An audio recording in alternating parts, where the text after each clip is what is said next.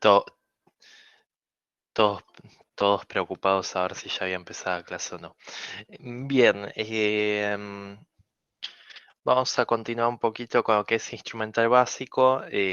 Hoy vamos a estar viendo lo que es específicamente el conductímetro.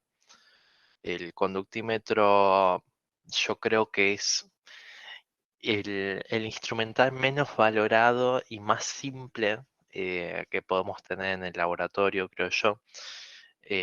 No es muy valorado y no es muy utilizado. Sin embargo, es muy versátil y es muy robusto como técnica. Bien, como su nombre obviamente lo indica, nos habla respecto a la conductividad. Conductividad obviamente eléctrica, podría ser térmica, pero no es el caso.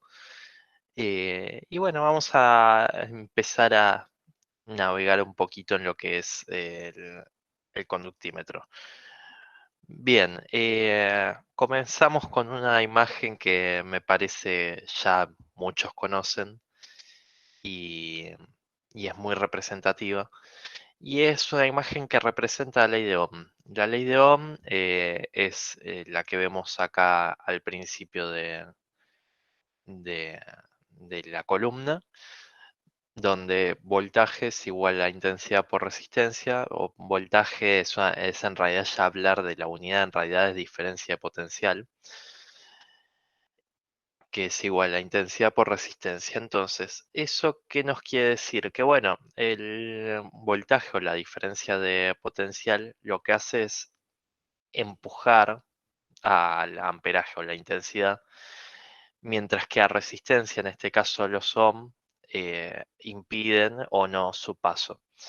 Mientras mayor es la resistencia, menor la intensidad y viceversa, manteniendo siempre constante la diferencia de potencial. Si uno sube, el otro tiene que bajar sin lugar a duda. Bien, en una solución para que haya conducción eléctrica, si el profe tiene Steam, em, para que haya conducción eléctrica, lo que necesita haber en la solución son iones. Todos saben o estimo que saben que el agua pura no es conductora, vamos a ponerlo entre muchas comillas, no es conductora eléctrica, de hecho es un buen aislante. ¿Por qué digo entre muchas comillas? En realidad hay iones en el agua. eh, no nos tenemos que olvidar que la concentración de protones por la concentración de oxígeno en el agua pH 7 es de 10 a menos 14, la multiplicación de esas dos concentraciones. Es muy baja la concentración, eh, del orden de 10 a menos 7 molar de iones positivos y 10 a menos 7 molar de iones negativos. Pero bueno, no es la única forma en la cual puede haber iones en una solución. Como justamente estoy nombrando la palabra solución, podemos inferir que puede obtenerse disolviendo cosas.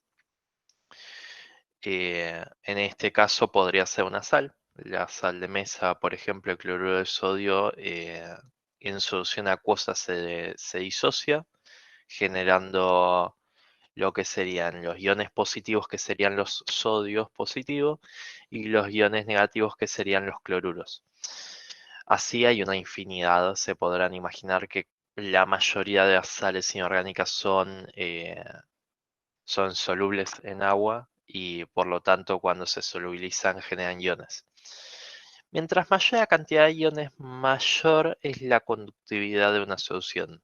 Esto científicos de hace mucho tiempo ya lo han investigado y han tenido una correlación directa. Bien, entonces llegamos al punto en el cual decimos, bueno, vamos a cuantificar esto y lo cuantificamos con un electrodo. O sea, electrodo se llama por el formato en realidad porque dista bastante de lo que va a ser un electrodo de pH que vamos a ver la semana que viene. Bien, acá lo que hicimos en el primer renglón es modificar la distribución de las cosas dentro de la ley de Ohm. O sea, antes la teníamos escrita como voltaje es igual a intensidad por resistencia. Simplemente dice el pasaje de término de intensidad de un lado al otro. Lo otro que tenemos que tener en cuenta es la conductancia electroquímica, que como unidad tiene Siemens, que es 1 dividido a la resistencia. Esta acá es un punto donde hay que tener mucho cuidado porque hay dos K. Una es conductividad y la otra es constante de celda. O sea, esta K rara es la conductividad y esta K un poco menos rara, tampoco les digo que es común, es la constante de celda. Mientras que este L es la conductividad electroquímica. Y esta L, que es minúscula, es una distancia. O sea, ya notarán que es un caos de letras, de unidades. No se preocupen, o sea, simplemente les explico cómo llegar al caso. Pero lo importante que sepan es que, bueno, la constante de celda depende de una letra A, que es un área, y una L, que es una distancia. ¿Qué ocurre? Dentro de este electrodo, lo que tenemos es dos placas que están separadas por una determinada distancia, usualmente es 0,1 centímetro, o sea, estamos hablando de 1 milímetro, realmente muy poco. Entonces, las placas estas, mientras más grandes son, mientras más superficie de contacto tienen, estaríamos frente al caso en el cual estas placas son más grandes. Mientras más grandes son, mientras más superficie hay, detecta mejor la conductividad. Al igual que mientras más cerca estuvieran, menos ese recorrido que tiene que hacer la electricidad y por tanto también mejora la conductividad que detectan. Es decir, hay uno tiene que ver esto como si fuera algo con resistencia. Mientras más ese recorrido que tiene que hacer la electricidad, mayor es la resistencia que va a tener. Entonces, uno puede aumentar el tamaño o disminuir la distancia y en cualquiera de los dos casos lo que obtendría en esta división sería un aumento, perdón, una disminución en la constante de celda. ¿Y qué ocurre al disminuir la constante de celda? Bueno, puede aumentar la conductancia electroquímica, manteniéndose siempre a conductividad, ¿no? O si no aumenta, porque, bueno, dijimos esto es propio de la sustancia, si no aumenta la conductancia, lo que hace es aumentar la conductividad, tal como habíamos hablado. Menos longitud tiene que recorrer la electricidad, o más grandes son las placas, mayor es la conductividad, o menor la resistencia. Uno depende de lo otro, o sea, mayor resistencia implica menos conductividad y viceversa. Bien, ¿por qué digo que es, antes de pasar a esto, vamos a hacer una aclaracióncita más? ¿Por qué digo que es un método robusto? Estamos hablando que son dos placas conductoras, generalmente en el electrodo que se usa son placas de platino. ¿Por qué digo que es robusto? Son placas, no tienen un reactivo, son de un metal inerte, no se gasta. O sea, es mucho más probable que se rompa el equipo a que se rompa el electrodo en este caso. Es un equipo que obviamente como equipo mide esta resistencia. O sea, dentro del equipo lo que ustedes van a tener es una pila y funciona igual que un multímetro, que el tester que utilizan en la casa para ver cuántos volts hay en la pared. Funciona exactamente igual. Obviamente con una mayor sensibilidad, ¿no?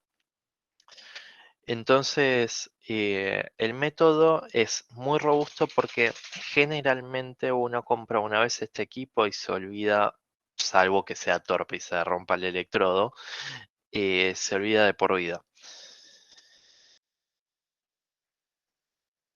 Como pueden ver, este electrodo es un tubo, básicamente es un tubo plástico. Antes hacía el tubo era de un vidrio muy grueso. Es un tubo plástico o de vidrio según en qué solución lo vayamos a sumergir. Tiene un agujero para que entre, o sea, entre y salga la solución, pase a través. Y acá están las dos placas de platino, acá adentro. Entonces no deberían de tener nunca inconveniente en el uso de este equipo. Como mucho les puede pasar que se les corte el cable en las uniones, siempre entre las partes flexibles del cable y partes rígidas se puede partir, se puede cortar del uso, pero no debería tener problema con esto. Bien, ¿y por qué digo que están muy subvalorados? Porque se puede titular con esto. Se puede titular sin necesidad. Es como un lápiz. Sí, básicamente es como un lápiz. Eh, Se puede titular con esto sin necesidad de utilizar reactivos indicadores.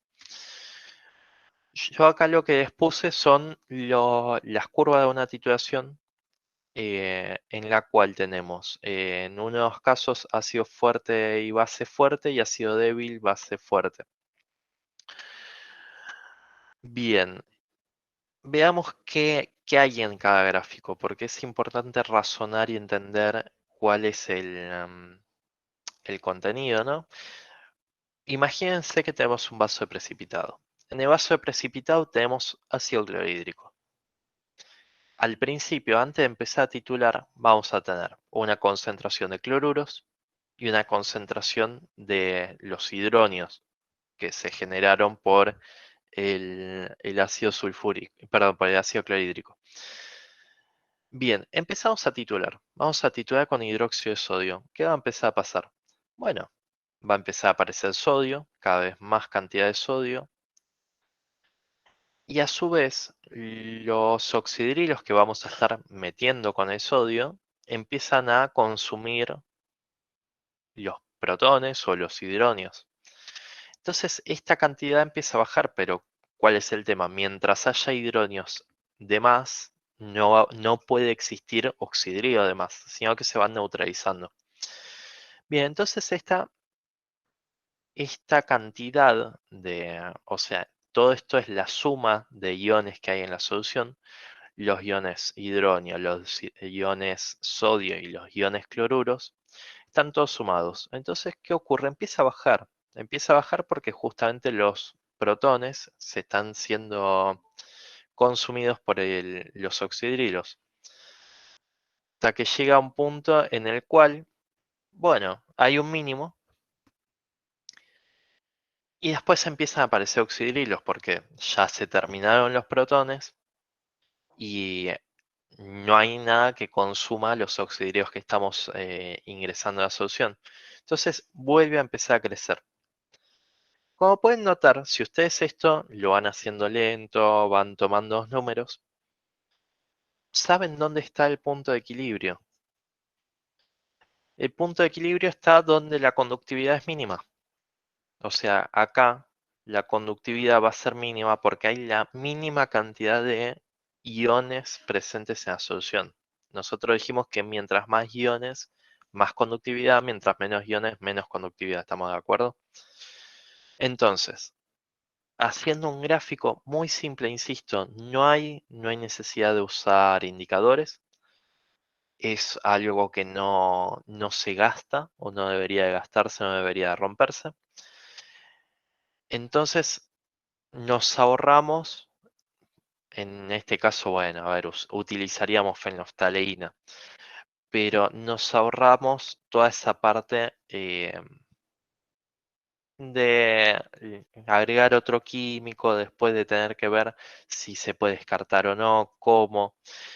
Además, tiene otra ventaja esto y es que este proceso de esta forma se puede automatizar. Obviamente nosotros estamos hablando de conductímetro que nada, lo tenemos adelante nuestro, tiene un display como el de la calculadora que te va diciendo la conductividad, pero imagínense que ustedes pueden agarrar o sea, supongamos que se pone a estudiar ingeniería electrónica, arman un equipo en el cual miden cuánto líquido están metiendo dentro de un frasco y cuál es la conductividad. Y con eso ya calculan, o sea, pueden calcular automáticamente con un Excel, con una tabla de datos, pueden calcular automáticamente dónde está el punto de equilibrio. Entonces, eso es básicamente, obviamente lo pueden contrastar también con un electrodo de pH, pero insisto, lo vemos eso en la próxima clase. Pueden contrastarlo con una tabla de pH, obviamente, todo esto. Sin embargo, ya de por sí es robusto el sistema solo con la conductividad. Bien, y el otro caso, que acá viene un poco más difícil, tenemos el caso de un ácido débil y una base fuerte. Acá lo que tenemos en la tabla de la derecha es ácido acético, los protones, y lo titulamos con hidróxido de sodio. Bien, acá es un poco más complicado, porque ¿qué ocurre? El mínimo ahora está acá, pero no es el punto de equivalencia. Ahí viene un problema. Toda esta zona, entre este punto y este punto, estamos hablando que es la zona de buffer. No creo, porque creo que ya no se da más en cuarto, no creo que nadie haya visto, así que no vamos a entrar demasiado en detalle todavía. Pero la zona de buffer es una zona donde eh, solamente si hay un ácido o una base débil, lo que hace es cambiar muy lentamente lo que es el pH de la solución. Entonces, acá en realidad, ¿con qué juega el equipo? Juega con otra cosa, juega con lo que deberían de haber visto, eso sí, en cuarto, que es las integrales derivadas. Lo que podemos calcular con integrales o derivadas son los puntos de inflexión, o sea, podemos ver dónde está este punto y dónde está este otro punto. Sabiendo dónde están los puntos de inflexión, tampoco es necesario tener la derivada de todos los puntos. Sabiendo dónde están los puntos de inflexión, podemos intuir dónde tenemos el punto de quiebre. O sea, el punto de quiebre me refiero a donde tenemos la neutralidad a nivel de pH, ¿no? Entonces, lo que uno tendría, si uno estuviera haciendo esta titulación y graficando, bueno, uno en realidad no podría distinguir estas tres zonas, sino que uno mediría solamente la línea esta, que es la sumatoria de todo. Entonces, si uno hace gráfico, vería, bueno, dos puntos. Un punto que es acá y otro punto que es acá. Y ahí es donde uno necesita, ahí ya sí, apoyarse sobre el método de pH. O sea, el método conductimétrico sirve para ácidos y bases fuertes, o sea, para titulaciones de ácido y base fuerte. No, justamente por eso lo estoy explicando. eh, Esto es como la investigación básica. Eh, Uno explica fundamentos y después ve cómo se los aplica. Ya van a ver cuando entren un poquito más en detalle en pH, que lo deberían de ver en Quali, van a ver que después van a decir, pero esto era una gansada, esto es facilísimo. No se preocupen. Lo importante es que, o sea, lo importante que se tienen que llevar de acá es que es fácil de identificar en ácidos y bases fuertes dónde es el punto de quiebre para decir ahí termina la titulación. La titulación termina cuando, en ese caso, el pH es igual a 7 y sabemos que se da acá. Obviamente el gráfico les va a quedar una B corta nada más, no van a tener esto de las zonas. Sería genial que nos dijera, tenés tanto de cloro, tenés tanto de sodio, tenés tanto de esto, pero no ocurre. Eh, Les va a quedar un gráfico en B, entonces saben que en el punto de inflexión ya está, ahí terminó. Para el segundo caso, que sería ácido fuerte, base débil o al revés, sí van a necesitar o conocer las especies, porque si conocen las especies saben que no va a ser en este punto de inflexión, sino que va a ser en este, pero como generalmente no se conocen las concentraciones de especies, lo que uno hace es apoyarse sobre otro equipo más que sería el pHímetro. Hechos a grandes rasgos el equipo de conductividad. Insisto, volviendo a recapitular para si no se pierde en el aire, tenemos una solución que tiene iones. Si mientras más iones tiene, más conduce la electricidad. Mientras menos iones tiene, menos conduce. Mientras más separadas las placas están, más resistencia vamos a tener. Más juntas, menos resistencia. Y por último, mientras más grandes son las placas, menos resistencia va a tener. ¿Cómo lo pueden ver esto de otra manera? Imagínense un cable. Mientras más grueso es el cable, mejor fluye la electricidad, es decir, menor es su resistencia. Y mientras más largo es el cable, mayor es la resistencia que va a tener. Obviamente no es lo mismo conducir la electricidad en 1 centímetro que en 1 kilómetro. Imagínense trasladar la electricidad desde Yacyretá hasta acá. Esos cientos de kilómetros, estamos hablando que es mucha pérdida eléctrica.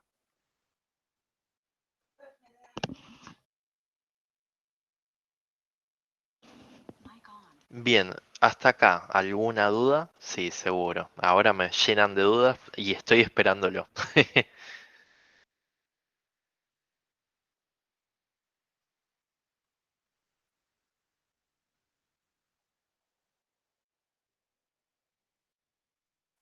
Bien, vamos a fórmulas. La fórmulas es en realidad un raconto de lo que acabo de resumirles. Bien, si quieren, o sea, para una mayor conductancia va a tener una menor resistencia, para una mayor resistencia va a haber una menor conductancia. Sería una forma de decir conductividad, solo que la conductividad es una unidad que está sobre centímetro cuadrado, perdón, pues sobre centímetro. Eh, ¿Qué ocurre? El equipo, ustedes en el display, lo que les va a aparecer es la conductividad. La conductividad tiene que tener en cuenta la constante de celda, porque si no la tienen en cuenta, acá viene un secreto que no quería entrar demasiado en detalle en eso. Ustedes si necesitan medir concentraciones que son muy altas y usan un electrodo que no corresponde, lo que va a pasar es que el display se va a quedar sin números, o sea, el display tiene 5 números, bueno, no alcanza. Entonces, para evitar tener que armar un equipo para una concentración alta, uno para una media y una para una baja, lo que se hace es cambiar de electrodo. Y en el electrodo lo que se hace, no se cambia usualmente la A, sino que lo que se cambia la L, o sea, la distancia que hay entre placas. Entonces, hay un electrodo que es constante 0,1, hay constante 0,01, hay constante 10 y hay constante 1, por decir las más comunes. Entonces, lo que hacemos al cambiar la constante de celda, cambiamos el número que aparece en el display porque estamos aumentando y disminuyendo esto. Si aumentamos, pero y L se mantiene constante, bueno, lo que veremos en el display va a ser más grande. Si disminuimos, pero el L sigue siendo constante, porque insisto, no estamos cambiando la solución. El L depende de la solución, que depende de la resistencia de la solución. Entonces, si aumentamos la constante de celda, si te, ¿cuándo aumentamos la constante de celda? Si tenemos una solución muy diluida, o sea, tenemos una solución muy diluida, en el display nos aparece muy bajito el número, lo que decimos es, che, necesito aumentar este número porque no lo puedo tomar como válido. Supongamos que desaparece 2 Siemens por dividido centímetro. Si desaparece un 2 en un equipo que puede medir hasta 9.999, el error es muy grande. Entonces, ¿qué decimos? Bueno, le meto una constante de celda más grande para aumentar el número. Entonces, en vez de ser, no sé, 0,1, lo llevamos a 10. Le aumentamos 2 lugares el 0. Entonces, ¿qué pasa? El L sigue siendo el mismo, pero como lo estamos multiplicando por algo que es 100 veces más grande, la respuesta de equipos, que es esta K rara, va a ser 100 veces más grande. Entonces ahí ya el equipo, en vez de decirme 2, me va a decir 200. Y probablemente no sea 200 redondos, sino que en realidad sea 222, pero ese 22 no lo podíamos medir porque justamente no lo estaba mostrando el equipo. Y acá viene la parte versátil de equipo, que uno compra el aparato que, insisto, es muy básico, es un multímetro básicamente. Compra tres de estas celdas y se olvida de por vida. O sea, lo que uno juega acá es con esta K, que es la constante de celda. Cambiando de electrodo, que cada electrodo lo que tiene es una distinta distancia entre plaquitas. Y acá viene la parte donde no entendió nada.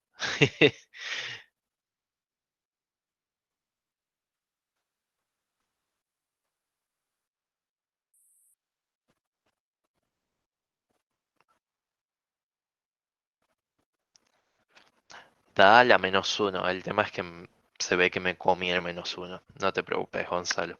Perdón, Guillermo. Em,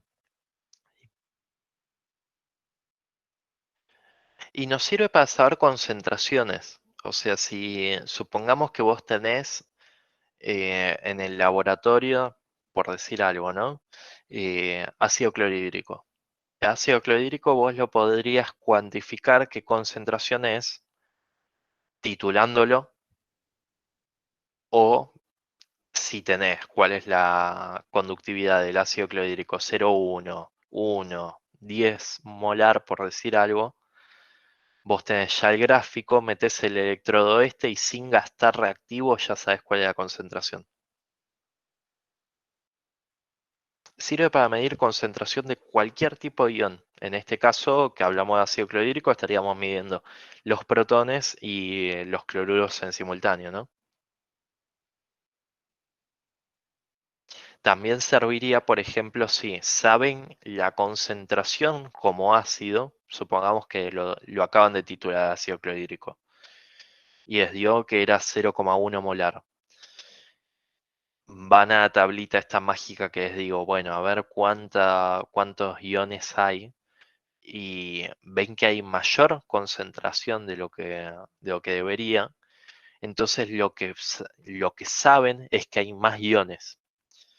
Pero si los iones de ácido clorhídrico los midieron ya titulando, ¿de dónde salen esos? ¿O de dónde creen que saldrían esos iones que nos están sobrando?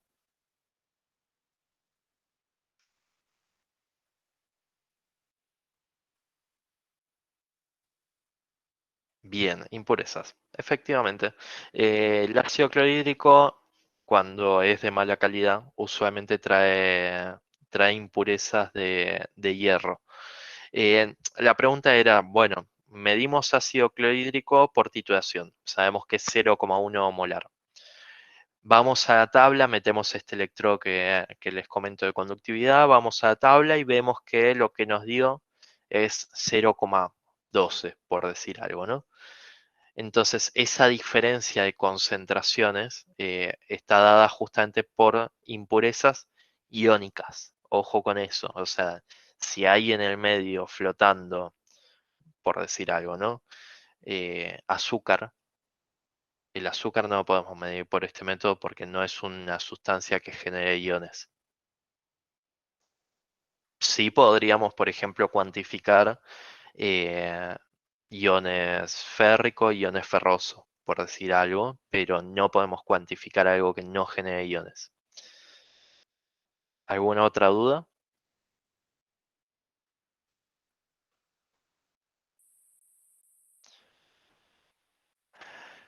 No, no, o sea, lo que uno hace con esto es una verificación, es un control de calidad. O sea, uno de esta forma valida que lo que hay adentro de la sustancia sea lo que realmente se cuantificó. Porque, ¿qué ocurre? Supongamos que tenemos este ácido clorhídrico, ¿no? Hacemos la titulación, nos dice que es 0,2 molar, pero cuando hacemos la conductividad nos da que debería ser menos. Entonces empezamos a preguntarnos qué cuerno pasa ahí adentro, porque ¿qué pasa? Ácido clorhídrico, cada mol de ácido clorhídrico genera un mol de cloruros y un mol de ácido, o sea, de protones o hidronios. Pero cuando hacemos el cálculo parece que son 3 unidades por cada mol. Entonces, en realidad, así también podemos distinguir si es realmente ácido clorhídrico. Porque, ¿qué pasa? Si nosotros lo contrastamos o comparamos con el ácido sulfúrico, cada mol de ácido sulfúrico genera 3 unidades de iones, que sería el sulfato y 2 de ácido. Entonces, es muy útil eh, en el conjunto, en la batería de análisis que se hace, hacer también lo de conductividad. Conductividad también nos sirve, por ejemplo, en aguas para saber la cantidad de, de iones que tenemos dando vueltas nuevamente. Y ahí es donde, bueno, uno empieza a jugar con otras cosas. O sea, ¿qué es lo importante del agua? O si uno agarra el agua embotellada, eh, lo que va a ver son ciertos datos que obviamente tratan de la salud. Uno empezaría a ver, bueno, cuánto hierro hay, cuántos nitritos, cuánto cloruro de sodio, cuánto. Y en teoría, la sumatoria de todo eso se puede verificar por conductividad. O sea, insisto, siempre es un buen control de calidad para apoyar a los otros. ¿Alguna otra duda?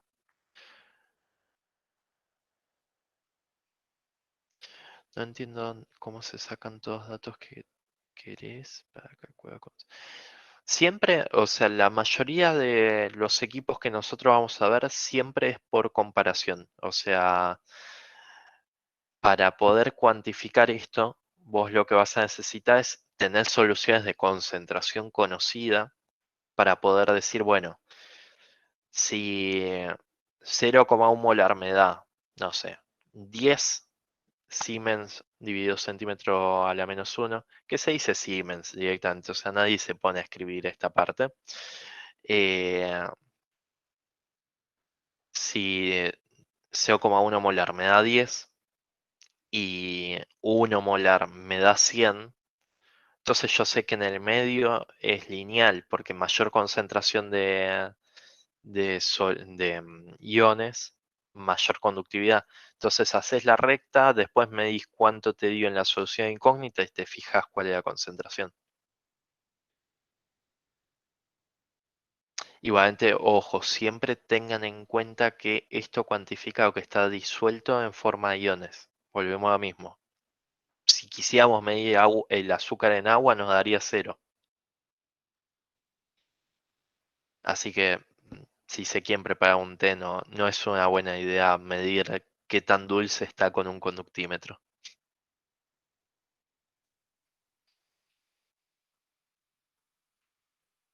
¿Alguna otra duda? Usaríamos el polarímetro, como ahí dice bien Lucas.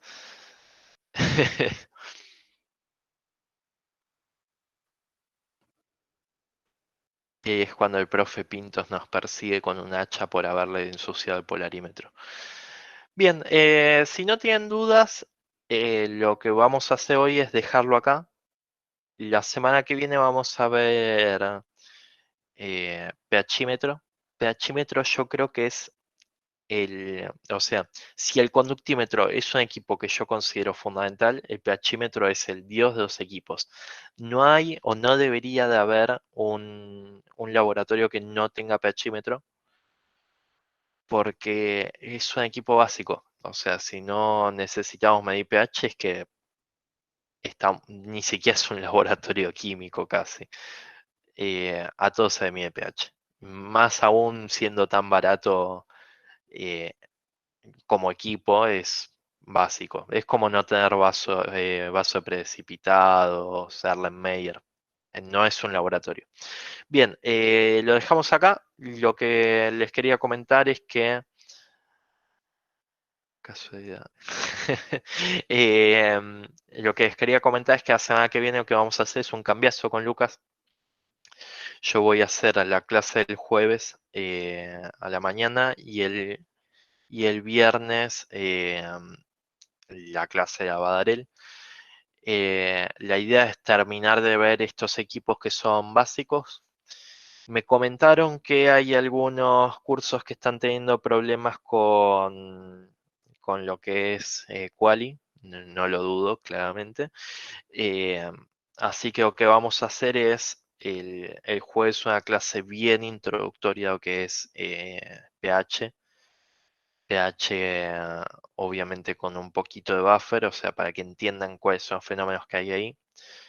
Y así con eso ya sí pueden entender correctamente cómo funciona un pHímetro. Si no hay más dudas, la clase que acá no hay mucha más vuelta. Lo que tiene es que el equipo de conductividad es hiper simple. De hecho, lo pueden hacer ustedes. Si tienen un multímetro en la casa, pueden tomar un vasito, ponerle un poco de sal, la disuelven, meten los dos electrodos y miden resistencia. Lo miden al revés. Midiendo la resistencia van a ver que mientras más sal agreguen, mayor va a ser menor va a ser la resistencia que van a tener. Y nada, acá queda la clase, ya detengo la grabación.